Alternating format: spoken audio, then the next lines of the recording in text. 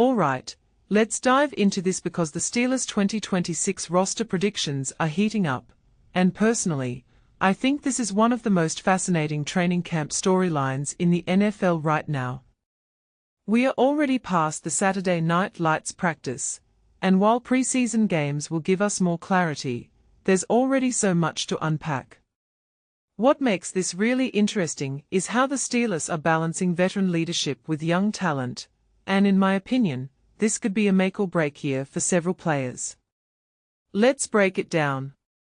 First up, the quarterback room. 4 quarterbacks. Really? When I first saw that, I was like, whoa, hold on. But here's the thing, Mason Rudolph has clearly stepped up as the backup, and Mike McCarthy's praise for him isn't just lip service. What many people don't realize is that keeping Will Howard on the roster isn't just about his potential, it's about McCarthy's commitment to developing him.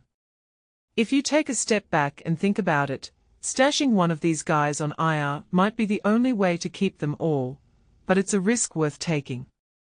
This raises a deeper question. How much does the Steelers front office trust McCarthy's vision for the future? Now, let's talk running backs. Jaylen Warren is a lock, but the battle between Rico Dowdle and Travis Homer is where it gets spicy. Homer's special teams value could edge him out, but Caleb Johnson being on the outside looking in. That's a tough pill to swallow. In my opinion, special teams roles are going to be the deciding factor for a lot of these fringe players, and that's a detail I find fascinating. It's not just about skill, it's about versatility, and where you fit into the bigger picture. The wide receiver room feels pretty set, but here's where it gets intriguing. Roman Wilson as the WR3 is a bold move, but it makes sense given his camp performance. Ben Skowronek and Caden Wetjen. Their special teams roles are keeping them safe, but what this really suggests is that the Steelers are prioritizing flexibility over pure receiving talent. If you ask me, that's a smart move in today's NFL. Tight ends, now this is where it gets really interesting. Robert Tonyan's veteran presence is undeniable, and his connection with McCarthy and Rodgers is a huge plus. But Riley Nowakowski as a fullback, a tight end hybrid. That's a wild card. From my perspective, this kind of versatility is what modern NFL rosters are trending toward. It's not just about filling a position, it's about maximizing every single spot on the 53-man roster. The offensive line is shaping up nicely, but Max Ihianaka potentially starting week 1. That's a big deal.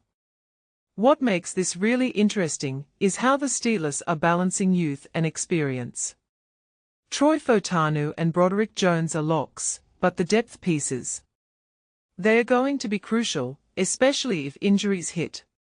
One thing that immediately stands out is how the Steelers are preparing for every possible scenario, and that's a sign of a well-coached team. Defensively, the Steelers are stacked.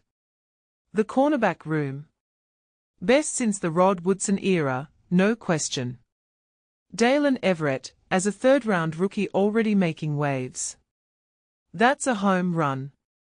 But the safeties, this is where the roster math gets tricky. Keeping 4 quarterbacks means someone like Sebastian Castro could be the odd man out, and that's a shame because he's got talent.